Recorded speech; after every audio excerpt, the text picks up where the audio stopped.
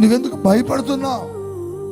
నువ్వెందుకు ఓడిపోయిన అనుభవంలో ఒంటరిగా కూర్చుని ఏడుస్తూ దిక్కు తోచని స్థితిలో కూర్చున్నావు? దావీదంటున్న మాట, ఒక అద్భుతమైన మాట చూడండి. నా ప్రాణమా నీవేళ కృంగి ఉన్నావు, నాలో నీవేళ తొందరపడుతున్నావు, దేవుని యందు నిరీక్షణ ఉంచు అంటున్నాడు.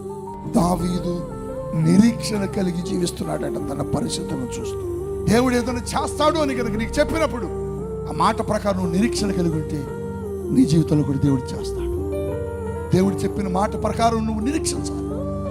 దేవుడు నా కోసం ఏదైనా చేస్తాడు, నీ కోసం ఏదైనా చేస్తాడు, నీ కోసం నేను చెప్తున్నాను ఏదైనా చేస్తాడు.